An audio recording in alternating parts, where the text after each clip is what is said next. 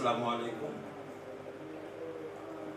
مدارس ملحقہ کے طلبہ و طالبات، جیسا کہ آپ بچوں اور بچیوں کو معلوم ہے کہ مدرسہ ایجوکیشن بورڈ کی جانب سے آن لائن کلاسز شروع ہو گئے ہیں 21 اپریل 2020 سے، جس سے آپ تمام لوگ استفادہ کر رہے ہیں۔ ابتدائی دور میں درجہ اول سے لے کر کے درجہ 6 تک، 7 تک اور 8 تک بھی بہت سے موضوعات میں تعلیم ہو چکی ہے۔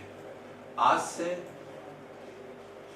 اونچے کلاسز کے جیسے وسطانیہ اور فوقانیہ کے کلاسز شروع ہونے جا رہے ہیں، جس میں دینیات اور عربی کے کلاسز بھی شروع ہو جائیں گے۔ اس لیے وسطانیہ درجات اور فوقانیہ درجات کے طلبہ و طالبات بالکل تیار ہو جائیں۔ ان کے لیے میٹیریل ای کلاسز کے ذریعے آپ تمام لوگوں کے سامنے پیش ہونے جا رہا ہے، اور دینیات اور عربی کے کلاسز کے لیے جناب ذل الرحمان قاسمی صاحب تشریف لائے ہیں، اور آج سے اونچے درجات کی کلاسز وہی لیں گے۔ آئیے ذل الرحمان قاسمی صاحب۔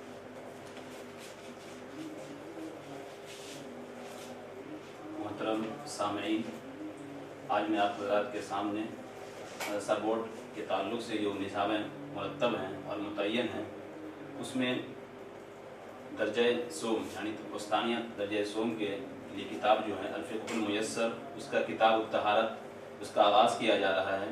ہم امید کرتے ہیں کہ آپ لوگ بغور سماعت فرمائیں گے۔ سب سے پہلے جو ہم کتاب الطہارت ہمارے سامنے الفقہ المیسر کی، اس میں سب سے پہلے اللہ تعالیٰ نے ارشاد فرمایا ان اللہ یحب التوابین ویحب المتطہرین۔ اس کتاب کا آغاز سب سے پہلے صاحب کتاب نے قرآن کی آیت لکھ کر کیا ہے، تاکہ قرآن کریم کی آیت سے اس کتاب کا آغاز ہو، کیونکہ ہم جانتے ہیں کہ قرآن کریم ایک ایسی کتاب ہے جو اس دنیا میں سب سے محترم بالشان کتاب ہے۔ اس لیے صاحب کتاب نے یہ مناسب سمجھا اور بہتر سمجھا کہ اس کتاب کا آغاز قرآن کریم کی آیت سے ہو۔ چنانچہ اسی تعلق سے یہ آیت ہے ان اللہ یحب التوابین ویحب المتطہرین۔ سورہ بقرہ کی آیت ہے، اس کا صاف اور سیدھا ترجمہ ہے۔ اس میں اللہ تعالیٰ فرما رہے ہیں کہ بے شک اللہ تعالیٰ توبہ کرنے والوں کو پسند کرتا ہے، ویحب المتطہرین، اور پاکی حاصل کرنے والوں کو بھی پسند کرتا ہے۔ اس سے معلوم چلا کہ اسلام میں اور شریعت میں پاکی کی بڑی اہمیت ہے۔ ہم جانتے ہیں کہ بغیر پاکی اختیار کیے ہوئے، بغیر پاک صاف رہے ہوئے ہم کوئی سی عبادت نہیں کر سکتے ہیں، اور یقیناً اللہ تعالیٰ کے نزدیک یہ پسندیدہ چیز بھی ہے۔ اسی ضمن کے تعلق سے صاحب کتاب ایک حدیث بھی لا رہے ہیں، اس میں اللہ کے نبی نے فرمایا اور رسول اللہ صلی اللہ علیہ وسلم الطہور شطر الایمان۔ یہ مسلم کی روایت ہے۔ اس کے اندر اس کا صاف اور سیدھا ترجمہ یہ ہے کہ پاکی یہ ایمان کا حصہ ہے، یہ پاکی آدھا ایمان ہے۔ اور دوسری حدیث کے اندر بھی کہا گیا ہے الطہور نصف الایمان۔ باقی حدیث کے اندر مختلف طرح کے الفاظ ہیں، لیکن تمام کا ایک ہی مطلب اور مرجع ہے۔ اس لیے ہم کو اس سے بھی سمجھنا چاہیے کہ قرآن کریم کی بھی آیت، اس میں اس بات کی تاکید کی گئی کہ ایک مسلمان جب کوئی عبادت کرنا شروع کرے تو پاکی اختیار کرے، اور ہمارے آقا نامدار تاجدار مدینہ صلی اللہ علیہ وسلم نے بھی اس کی بڑی تاکید کی ہے۔ چنانچہ ہم اسی کڑی کو آگے بڑھاتے ہوئے الفقہ المیسر کی سب سے پہلی عبارت، اس میں کہا گیا الطہارۃ ہی اساس العبادہ۔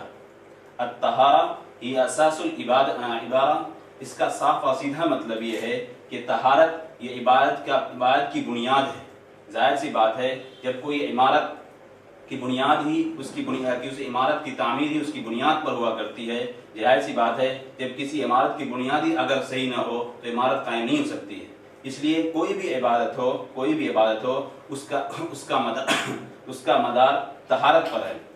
اس لیے فرمایا الطہارۃ ہی اساس العبادہ، طہارت یہ تمام عبادتوں کی بنیاد ہے۔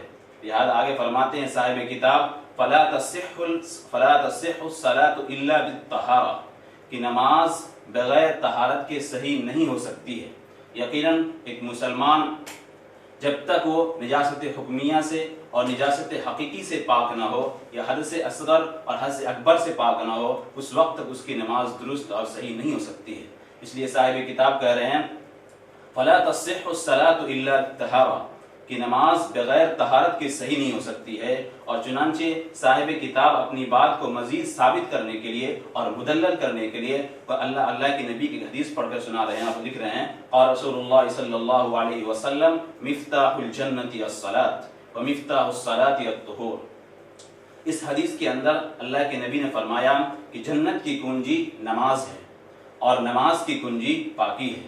ظاہر سی بات ہے جب ہم جنت میں داخل ہونا چاہتے ہیں تو اس کے نماز پڑھنا پڑے گا، اور نماز کی صحت اور نماز کی درستگی اس کی طہارت پر موقوف ہے، لہذا جب تک ہم طہارت حاصل نہیں کریں گے، ہم پاک و صاف نہیں ہوں گے، ہماری نماز درست نہیں ہو سکتی ہے۔ چنانچہ اسی کڑی کو لے کر فرمایا، اور نبی صلی اللہ علیہ وسلم مفتاح الجنت الصلاۃ ومفتاح الصلاۃ الطہور۔ اور جب ہم لغت میں دیکھیں گے، طہور یہ باب کرومے سے آتا ہے، طہور یطہر طہارۃ، اس کا معنی آتا ہے پاک ہونا، صاف ہونا۔ ظاہر سی بات ہے جب ہم پاک صاف ہو جائیں گے تو ہمارے لیے ہر طرح کی عبادتیں اور مزید درست ہو جائیں گی۔ بہت ساری عبادتیں ایسی بھی ہیں جو بغیر پاکی اختیار کیے ہوئے حدث اصغر سے پاکی اختیار کیے ہوئے کیا جا سکتا ہے، لیکن ہم جانتے ہیں کہ کسی بھی چیز کی پاکی اختیار کرنے کے بعد، چاہے وہ حدث اصغر ہو چاہے وہ اکبر ہو، اس کو حاصل کرنے کے بعد ہماری عبادتوں میں چار چاند لگ سکتا ہے، اور ہماری عبادتوں میں اور ہمارے ثواب میں اضافہ ہو سکتا ہے۔ چنانچہ صاحب کتاب اپنی بات کو آگے بڑھاتے ہوئے فرماتے ہیں، الطہارۃ فی اللغہ، یعنی لغت کے اندر طہارت کا کیا معنی ہے؟ فرمایا النظافہ، پاکی، صاف ستھرائی، اس کا معنی ہے الطہارۃ فی اللغہ النظافہ، یعنی پاکی اور ستھرائی۔ اور پھر شریعت میں کیا کہتے ہیں؟ یہ تو لغوی اعتبار سے ہوا، اور اصطلاحی اعتبار سے شریعت کی نظر میں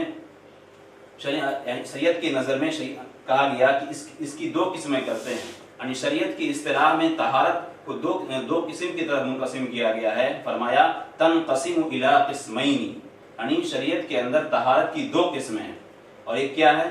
طہارت من الحدث، یعنی حدث سے طہارت ہونا، پاک ہونا۔ پھر فرمایا گیا وتسمى الطہارۃ الحکمیہ، یہاں پر صاحب کتاب نے مجمل بات کہی ہے، صاف بات نہیں کہی ہے کہ حدث سے پاک ہونا ہے، لیکن فرمایا کہ یہاں پر حدث سے مراد کیا ہے، اس بات کو صاحب کتاب نے آگے جا کر صاف کیا اور کلیئر کیا ہے۔ فرمایا وتسمى الطہارۃ الحکمیہ، کہ اس کا نام طہارت حکمیہ دیا جاتا ہے، یعنی طہارت حکمیہ کیا کہتے ہیں، اس کی تفصیل ہم نہیں بتلائیں کیونکہ یہ بات آگے آ رہی ہے کہ طہارت حکمیہ سے یہاں کیا مراد ہے، وہیں اس کو بحث کریں گے۔ آگے فرمایا دوسری قسم، یہ تو پہلی قسم تھی طہارت من الحدث، یہ پہلی قسم، اور دوسری قسم بتلا رہے ہیں وطہارت من النجاسہ، اور نجاست سے پاک ہونا۔ اب یہاں پر بھی بات صاحب کتاب من جملہ بات کر رہے ہیں، مبہم بات کر رہے ہیں، صاف بات نہیں کر رہے ہیں، آگے اس کو کلیئر کر رہے ہیں وتسمى الطہارۃ الحقیقیہ، کہ طہارت نجاست سے مراد یہاں پر ہے طہارت حقیقیہ مراد ہے۔ آگے صاحب کتاب جنہوں نے کہا تھا کہ دو قسمیں ہیں، اس دو قسموں کی بالترتیب بالتفصیل اس کی تفصیل بیان فرما رہے ہیں الطہارۃ من الحدث فتحصل بالوضوء، یعنی حدث سے جو پاکی ہے اس سے مراد یہ ہے جو وضو سے حاصل ہوتا ہو۔ مثال کے طور پر ایک آدمی ذمے اس کا کسی کا وضو ٹوٹ گیا تو بظاہر اس کے اوپر کوئی ناپاکی، کوئی نجاست نہیں لگی ہوئی جسم کے اندر، لیکن شریعت یہ کہتی ہے کہ وہ ناپاک ہو گیا کہ اس کو وضو کرنے کی ضرورت ہے۔ اور دوسری کو فرمایا او بالغسل، یا کسی کے اوپر غسل فرض ہو گیا، جنبی ہو گیا، تو شریعت کہتی ہے کہ وہ ناپاک ہو گیا، بظاہر اس کے جسم پر کسی طرح کوئی ناپاکی نہیں ہے۔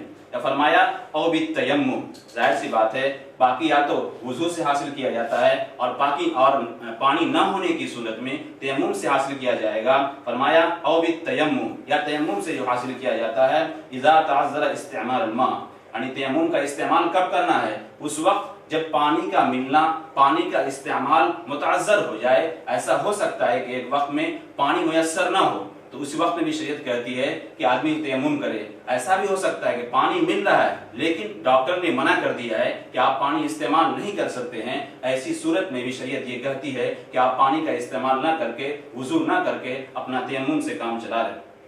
اس لیے صاحب کتاب نے ان دونوں قسموں کو بالتفصیل سے بیان فرما دیا۔ ہم یہیں پر آج کے سبق کا اختتام کرتے ہیں۔